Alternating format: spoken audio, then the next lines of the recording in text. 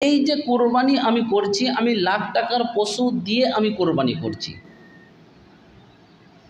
এই যে 1 লাখ টাকার আমি পশু কিনে এনে কোরবানি করছি, এই 1 লাখ টাকা বা এই লক্ষ লক্ষ টাকা আল্লাহ রব্বুল আলামিনের কাছে কি কাজে আসছে?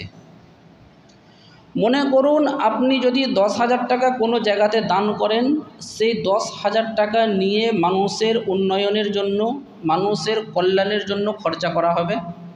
তাহলে আপনি চোখে দেখতে পাচ্ছেন যে আমার দানের অংশটা মানুষ উপকৃত হচ্ছে। সেই জন্য আল্লাহ রব্বুল আলামিন কি করেন? সওয়াব দান করেন, তাই তো?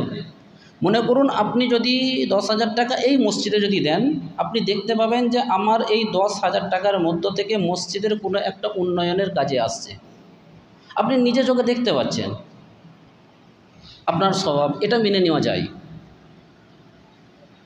কিন্তু আপনি লক্ষ টাকা দিয়ে গরু কিনে এনে, পশু কিনে এনে কোরবানি করছেন, সেই কোরবানির অংশটা কোথায় আছে? আপনার বাড়ির রান্নাঘরে, না হলে আপনার ফ্রিজে, না হলে আপনার পেটে, তাই তো? কথাটা বাস্তবের সঙ্গে মিলিয়ে নেন। আপনি যদি কিছু পয়সা যদি দান করেন কোনো গরিবকে, মিসকিনকে, এতিমখানায়, মাদ্রাসা, মসজিদে, সেই টাকা নিয়ে উন্নয়ন হচ্ছে, সেই টাকার বিনিময়ে আল্লাহ রব্বুল আলামিন আপনাকে সওয়াব দেবেন, এটা আপনি সচক্ষে দেখতে পাচ্ছেন। কিন্তু আপনি লক্ষ টাকা দিয়ে আপনি পশু কিনে এনে কোরবানি করার পর সেই গোশতটা কোথায়? হয় আপনার পেটে আছে, না হলে আপনার বাড়ির ফ্রিজে আছে, না হলে আপনার বাড়ির রান্নাঘরের মধ্যে যে হাঁড়ি আছে সে হাঁড়ির ভিতরে আছে। তাহলে এই যে আপনি লক্ষ টাকা দিয়ে যে আপনি কোরবানি করলেন, এর সওয়াব কেন আল্লাহ রব্বুল আলামিন আপনাকে দেবে? প্রশ্ন হতে পারে না এটা? প্রশ্ন হতে পারে কি পারে না?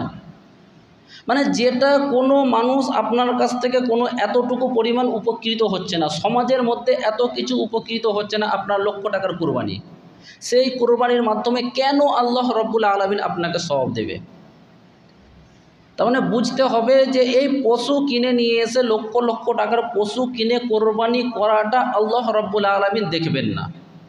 আল্লাহ রব্বুল আলামিন দেখবেন যে আপনি আপনার জীবনের মধ্যে কতটুকু আপনি আল্লাহর জন্য উৎসর্গ করতে পেরেছেন, সেটাই আল্লাহ রব্বুল আলামিন দেখবেন।